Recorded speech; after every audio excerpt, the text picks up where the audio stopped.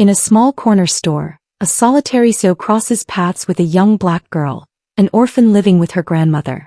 Boldly, the little girl asks him to be her dad for a single day. Haunted by his own past, he agrees to join her for a school event. Whispers and judgment follow, with people believing it's all for show. Yet, ignoring the noise, two broken souls connect, begin to heal, and find their lives irrevocably changed. Before we dive into this story, let us know where you're watching from. We'd love to hear your thoughts. It was one of those Harlem mornings where the city didn't quite wake up. It just grumbled and rolled over. The air hung cold, thick with the scent of fried food from the corner deli and exhaust from idling cars. People hurried by, collars up, eyes down, attempting to outrun the chill and the weight of another Monday. Inside the corner convenience store on 126th and Lenox, weak fluorescent lights hummed overhead, casting a pale glow on shelves of instant noodles, canned goods, and discounted toiletries. The line at the counter stretched down the narrow aisle. At its front stood Jonathan Reed, tall, impeccably dressed, every inch screaming Wall Street wealth and Manhattan control. He wore a tailored charcoal overcoat and a crisp navy suit. But life, as it often does, had dragged him to an unexpected place. His sharp blue eyes darted to his wristwatch, his jaw tensed. 7 minutes behind schedule. Unacceptable. The young cashier, a wiry kid with dreadlocks barely out of high school, held up a bottle with a nervous smile. Sparkling water, right, sir? Jonathan's gaze dropped to the label. His expression remained unchanged, but the air seemed to cool several degrees. He placed the bottle back on the counter with slow, deliberate precision. No. His voice was calm, low, the kind that didn't need volume to command attention. Still water, not sparkling.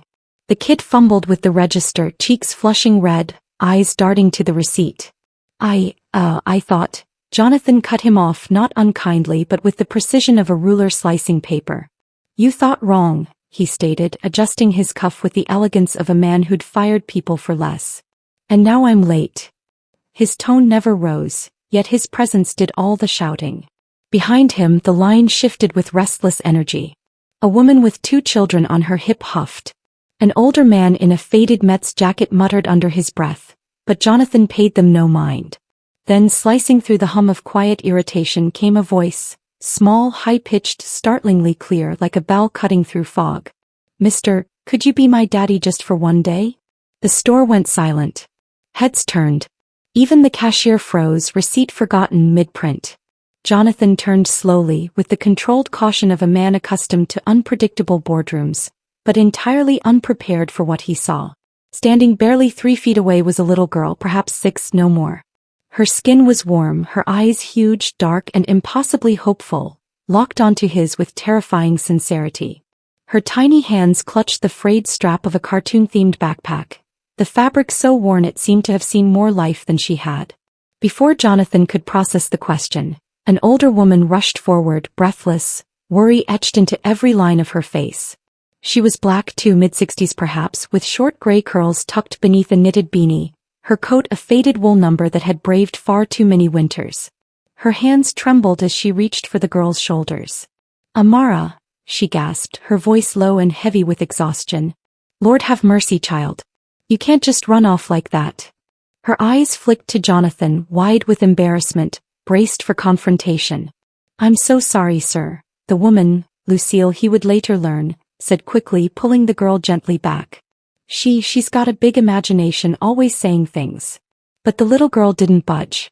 She planted her feet, chin tilted, eyes still locked onto Jonathan like the whole world depended on his answer. I meant it, she declared, voice small but unwavering. Tomorrow's daddy day at school. Everyone's bringing their daddies. I don't got one, but I thought maybe you could help.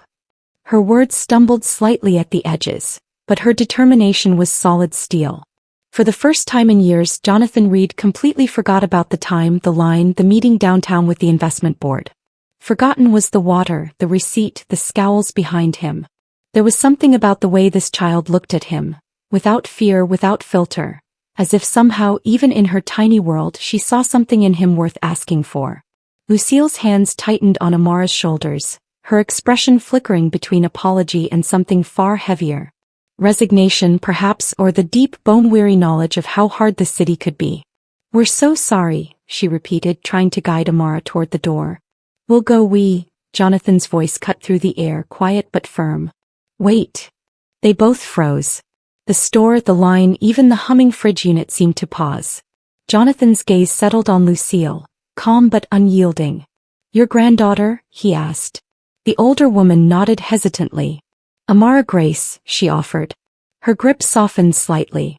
We were not asking for anything, sir. Please don't think that. She just misses what she never had. Jonathan's eyes drifted back to the little girl. Amara stood steady, small, impossibly hopeful, defying every wall he'd carefully built around himself. His throat tightened unexpectedly.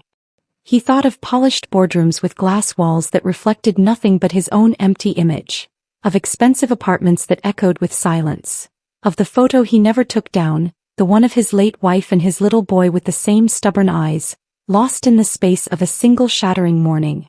Jonathan cleared his throat, his voice lower now, controlled but softer. What happened to her father? Lucille hesitated, her weathered hands fidgeting with Amara's hoodie. Car accident, she said simply. Took both her parents when she was just 2. She doesn't remember him. Jonathan nodded slowly, his expression unreadable. Behind him the line grumbled again, but he didn't care.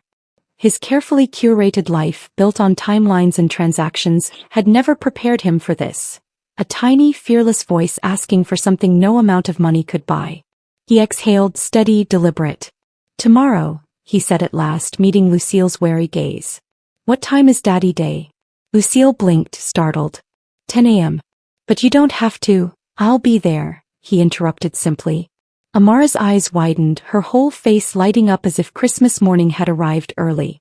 Really? She whispered, her small hand gripping the strap of her backpack as if it held all her dreams. Jonathan nodded once, sharp and certain. But just for one day, he added, the edges of something dangerously close to a smile curling at the corners of his mouth. Amara beamed, the kind of smile that cracked right through concrete. Lucille stood frozen, too stunned to speak as Jonathan Reed, the coldest man on Wall Street, turned, adjusted his cuff and walked out of the store. He didn't leave with still water that morning. He left with something much heavier, a promise he never saw coming.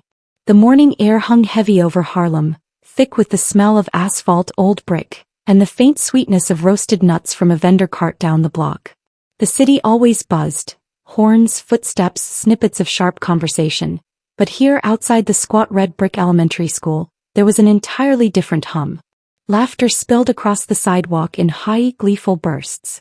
Clusters of parents stood in small groups, jackets zipped tight against the stubborn chill, cradling coffee cups, straightening tiny backpacks, adjusting scarves and hats on their children with the absent-minded tenderness of routine.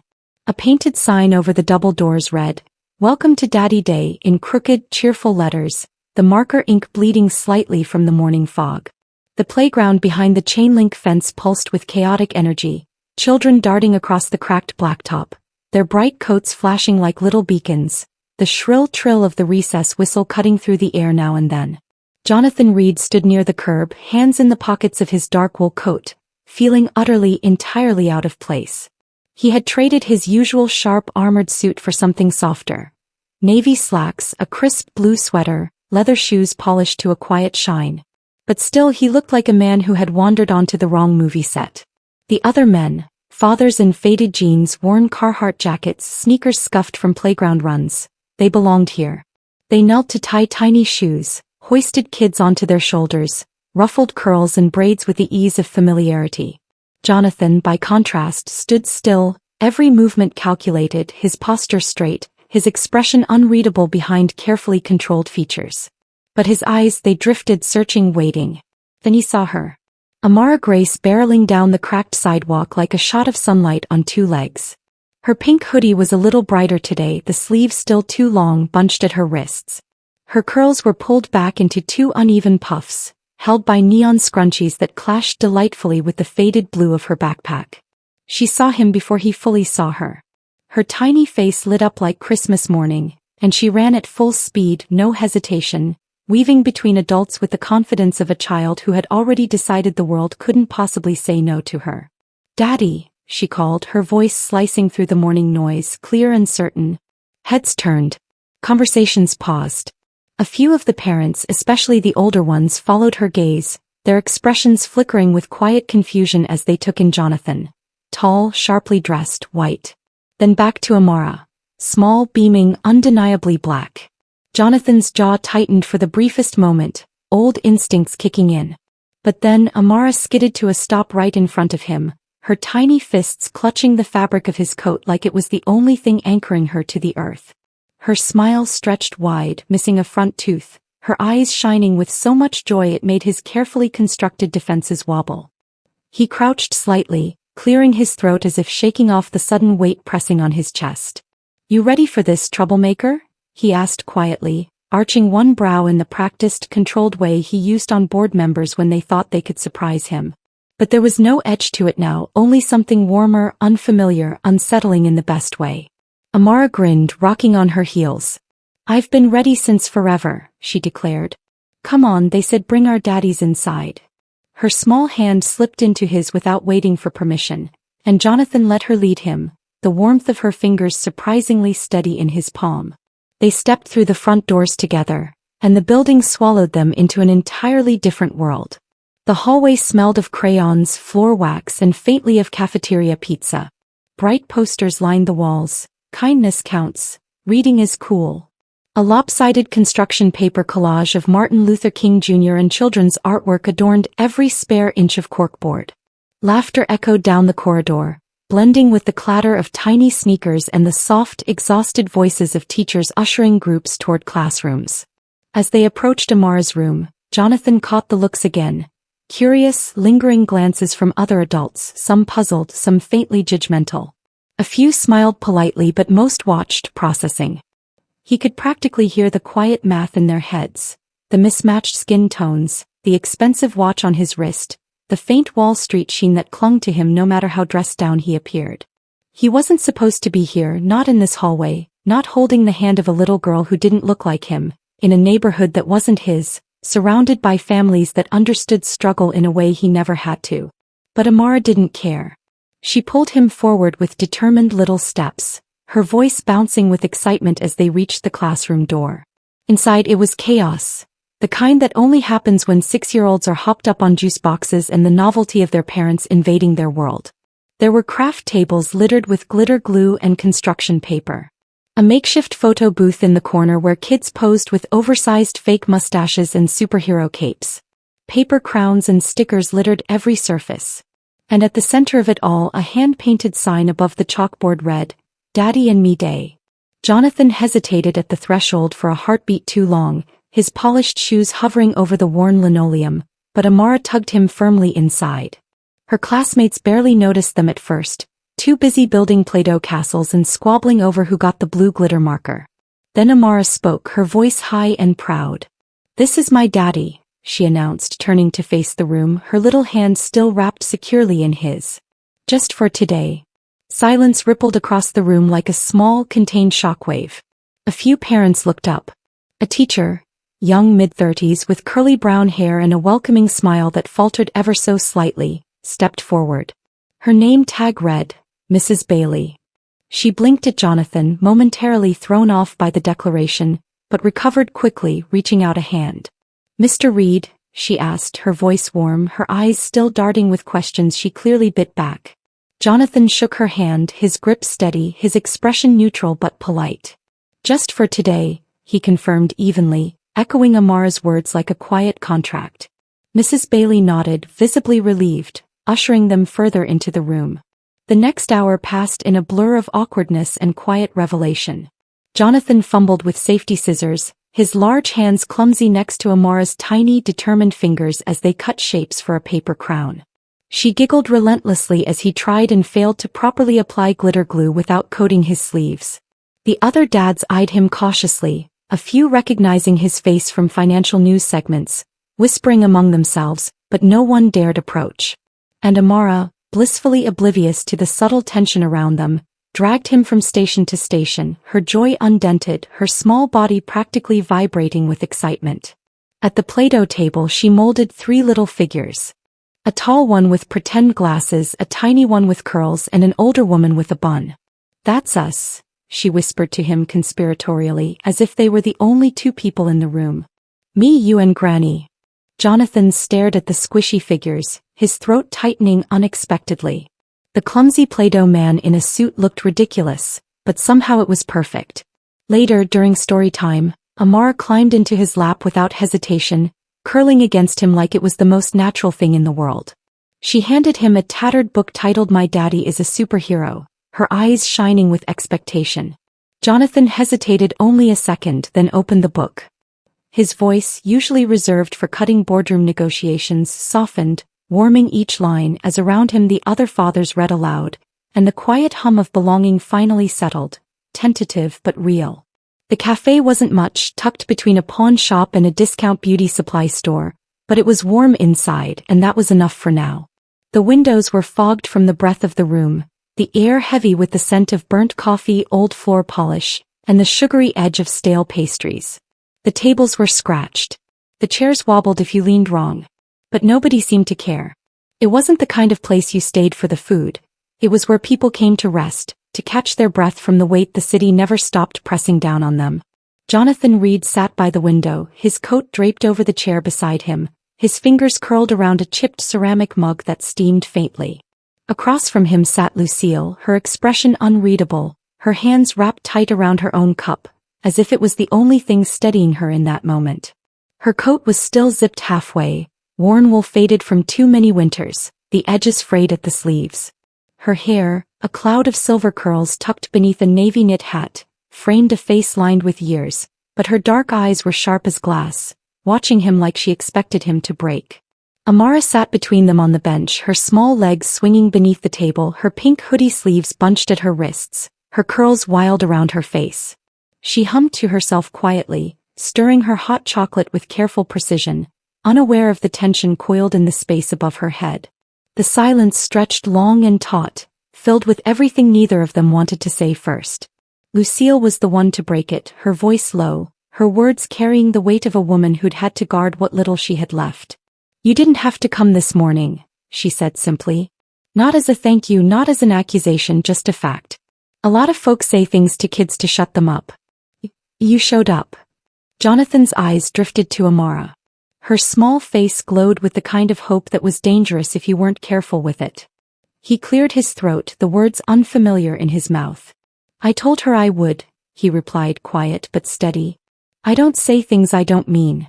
Lucille's gaze narrowed, not unkind but sharp, protective, the way only a grandmother who's buried too many dreams can look at a man like him. You from around here?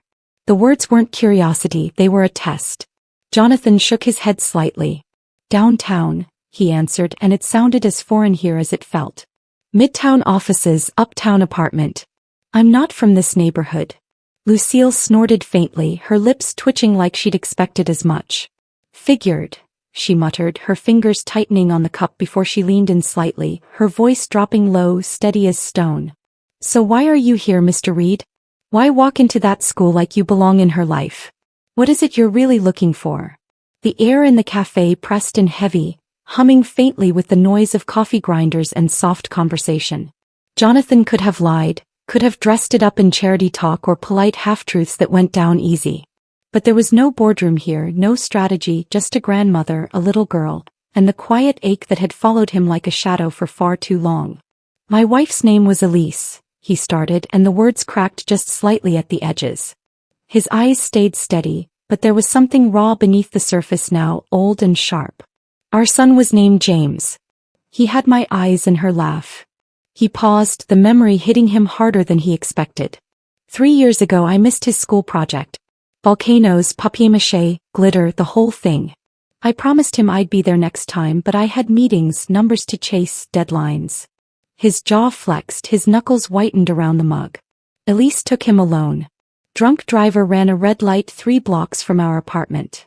For a moment even the hum of the cafe faded, replaced by the dull, familiar roar of grief pressing behind his ribs. Lucille didn't speak. He didn't need to. The lines around her eyes softened just slightly, understanding threaded into every careful breath she took. She had the look of someone who knew loss, who carried it like an old scar no amount of time could fade. I built walls after that, Jonathan admitted, his voice low, stripped bare of the polish he usually wore like armor. Empty apartments, days that bled into nights, no people, no promises. His gaze drifted to Amara again, watching as she traced shapes into the condensation on the window with her finger. And then she asked me, just for a day. He exhaled, steadying himself. And I couldn't say no. Lucille's eyes stayed on him, weighing his words, her posture straight, but her hands loosening on the cup. She don't remember her daddy, she said softly. And even the strength in her voice couldn't hide the ache buried beneath. She was too little, but that don't mean she don't feel him missing. Kids, they feel those empty spaces more than we like to admit. Her gaze drifted to Amara, lingering with the quiet tenderness of a woman who's carried a child through grief and hunger and long sleepless nights. She feels it every day, school, bedtime, walking past playgrounds, holding no one's hand. Jonathan nodded, the weight of those words sinking deep into his chest. I'm not here to replace him, he said finally, the quiet steel returning to his tone, not defensive but steady, certain. I'm not here to play hero. I just thought maybe I could help her not feel that empty space so heavy. Even if it's just for a little while. Lucille's gaze softened, but it didn't falter. You can't come and go easy, Mr. Reed, she warned gently, her voice rough with the edge of truth. Not with her. She'll take to you fast. Kids like her, they've learned to cling tight to anyone who shows up. 'Cause not many stick around. Her words hovered there, quiet and sharp as broken glass. Jonathan didn't flinch. His fingers loosened around the mug, his shoulders square, not with arrogance but with something quieter, harder earned.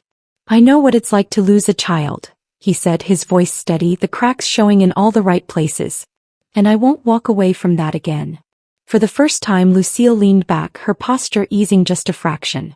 Not trust. Trust was a thing earned slow, but something that looked a lot like cautious hope flickered in her eyes. Amara, oblivious to the quiet storm passing between them, turned from the window, her curls bouncing, her small smile wide and sure. Can we get a cookie, Granny? She asked brightly. Lucille chuckled under her breath, shaking her head. Maybe later, baby. Jonathan's lips twitched into something close to a smile as Amara's attention bounced between them.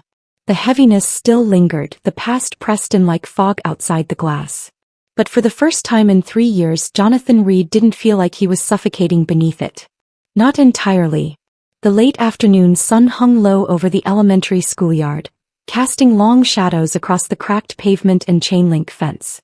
The street outside hummed with life. Car horns, the faint wail of sirens somewhere distant, the steady beat of a city that never quieted. But inside the school's small gated playground, a different kind of noise stirred. Children laughed and shouted, darting between faded jungle gyms and plastic slides, their bright jackets flashing like streaks of color against the gray city backdrop. Parents stood along the fence line or clustered in small groups by the steps, sipping coffee from to-go cups, their conversations low and easy, casual in the way only familiarity allows. But Jonathan Reed wasn't casual. He stood still, tall, his shoulders squared beneath the clean lines of his dark coat, hands tucked neatly into his pockets as his eyes tracked Amara across the playground. She balanced carefully along the edge of the curb, arms out, curls bouncing with every step, her laughter sharp and clear above the rest. He should have felt out of place, and maybe part of him still did. The other parents had that worn city edge to them. The scuffed boots, faded jackets, the tired look that came from too many hours worked and not enough hours slept. But they belonged here in this neighborhood, in this crowd. And him, he belonged in glass offices with polished floors and spreadsheets stacked higher than most people's rent checks. Yet here he was, watching over a little girl he'd met only days ago, like it was the most natural thing in the world. His gaze drifted across the yard, tracing the faces. Fathers crouched beside daughters, mothers adjusting scarves, grandparents leaning on canes. And then a shift. It wasn't loud, but it was sharp enough to slice through the afternoon haze. A murmur rolled through the cluster of parents near the gate, eyes turning, conversation faltering as a man approached from the sidewalk. Jonathan noticed him before anyone else. The man was dressed too neat for this block. Creased slacks, dark wool coat, stiff posture that screamed entitlement more than comfort. His skin was dark, his face lined with the faintest trace of arrogance, his expression the kind of practiced disdain Jonathan had seen too many times in boardrooms. He moved with purpose straight toward the playground, his eyes scanning until they locked onto Amara, then onto Jonathan. Something settled cold and heavy in Jonathan's gut. He didn't need an introduction to know this man wasn't here for casual conversation. The man's steps slowed as he reached the fence, his hands sliding into his coat pockets, eyes flicking over Jonathan with cool precision before landing briefly on Amara. "Good kid," he remarked, his voice smooth, low but carrying the bite of something sharper beneath the surface. Jonathan straightened subtly, his chin lifting, his stance quiet but immovable. "Can I help you?" The man smiled, but it didn't reach his eyes. "Name's Marcus Silas," he replied, pulling out a slim leather wallet and flashing a business card across the fence. "I'm family on her daddy's side." Jonathan's gaze didn't waver, though his jaw tensed faintly. The card gleamed beneath the winter sun. Law firm logo, embossed letters, Ellis and Marks, attorney at law. Jonathan tucked the name away like ammunition. "She doesn't know you," Jonathan stated flatly, the weight of the playground noise dulling around them as the tension coiled tighter. Marcus shrugged, slipping the card back into his pocket. "That's not her fault. Wasn't much reason to be around until now." His eyes narrowed just slightly, the faintest sneer curling his lip. "But I hear someone's been playing house with my niece. Thought I'd see that for myself." Jonathan's fingers flexed in his pockets, his pulse steady but his mind racing. "She asked me to be here," he replied, every word measured.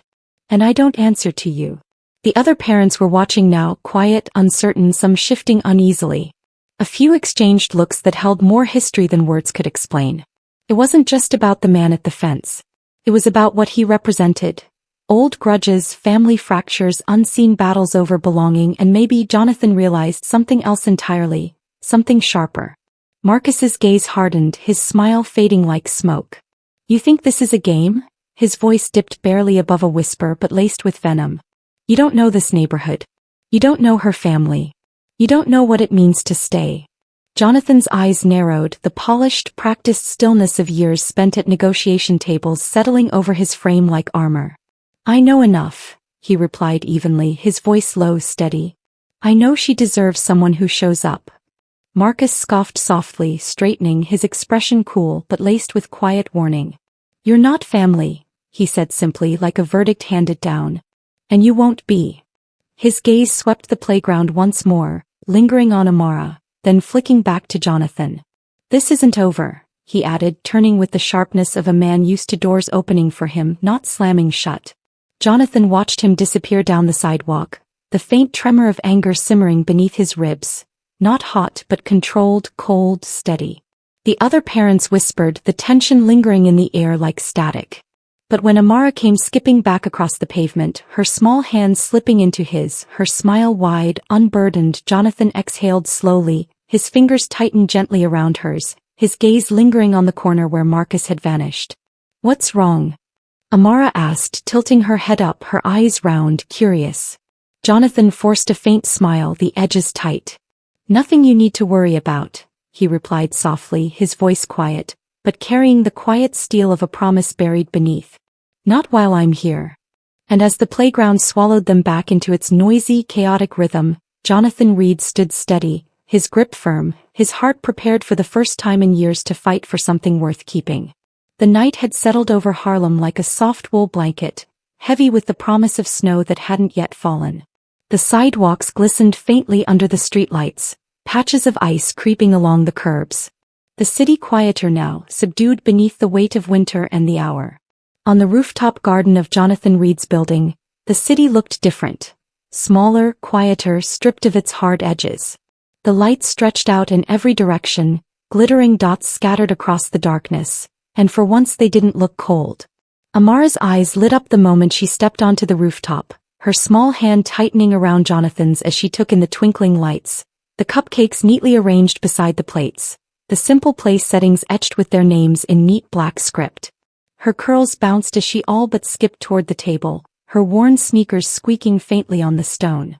"This is the best dinner ever," she declared, her voice carrying high into the winter air, cutting through the hum of the city like a song. Jonathan's lips curved into a quiet smile, small but real, as he helped pull out her chair, his fingers brushing against the silver chain at his wrist, the only piece of jewelry he'd worn in years, a quiet reminder of what was gone, and what he wasn't willing to lose again. Lucille stood by the railing for a moment, her eyes scanning the city, the hard lines of her face softened by the golden glow of the lights. She didn't say much at first, just watched them, her gaze lingering on Jonathan longer than it used to. The old suspicion not entirely gone, but dulled now, replaced by something quieter, more complicated. He met her eyes for a second, and though neither of them spoke, something passed between them. A recognition maybe of where they'd started and how far they'd stumbled to get here. As they settled at the table, Amara bounced in her seat, pulling out a folded piece of paper from her small backpack. Her grin stretched wide as she slid it across the table toward Jonathan. "Open it," she urged, her fingers tapping the paper with barely contained excitement. Jonathan unfolded it carefully, his eyes tracing the crayon lines, the uneven handwriting, the 3 stick figures beneath a bright yellow sun. One tall, one medium, one tiny, all smiling. Above them, in bold, colorful letters, it read, "Me, Granny, and my daddy." The paper trembled faintly in his hand, his grip tightening ever so slightly as a sharp ache pressed against his chest, heavy and unfamiliar in all the ways that mattered. He didn't speak right away. His throat tightened, his jaw locking as the edges of the drawing blurred for just a second. Across the table, Lucille watched, her expression unreadable, but her eyes, they softened. They saw it. The way the cracks in him had finally split wide enough to let something real through. "She made that after school," Lucille said quietly, her voice low, steady, carrying the weight of understanding in every word. "Said it was for you." Jonathan swallowed hard, the paper still trembling faintly between his fingers. He looked down at Amara, her small face beaming with pride, utterly unaware of the storm churning behind his calm facade. A silence stretched between them, not awkward, not heavy, but sacred, wrapped in the fragile, terrifying possibility of what this could mean. Slowly, Jonathan set the paper down, his hands trembling faintly as they folded together on the table. Lucille didn't speak right away. She didn't offer pity or empty words. Instead, her hand, rough, weathered from years of work, reached across the table, resting gently over his. "You missed that moment," she said softly, her voice steady, but filled with something deeper than judgment. "But you don't have to miss this one." Her eyes held his, sharp, unwavering. "She don't need perfect. She needs present." Jonathan blinked, the burn behind his eyes raw and unfamiliar. He wasn't used to being seen, truly seen, and not turned away. A small hand pressed gently against his cheek, pulling him back to the moment. Amara had climbed onto her seat, leaning toward him, her tiny palm warm against his face. "If you were a bad daddy before," she whispered, her voice small but certain in a way that made his chest ache, "maybe now you can be a good one for me." His heart cracked, splintering wide and unguarded in the cold rooftop air. He reached for her, his arms wrapping tight around her small frame, holding her as if she was the only thing keeping him anchored to the earth. "I don't deserve you," he choked, his voice raw, breaking apart at the edges. Amara's small arm circled his neck, her words no louder than a breath. "But I picked you anyway." Across the table, Lucille watched them, her hands still resting on Jonathan's, her eyes shining faintly beneath the soft glow of the string lights. For the first time, she didn't look like she was waiting for him to disappear. She looked like she believed he might actually stay. And for the first time, so did he. Join us to share meaningful stories by hitting the like and subscribe buttons. Don't forget to turn on the notification bell to start your day with profound lessons and heartfelt empathy.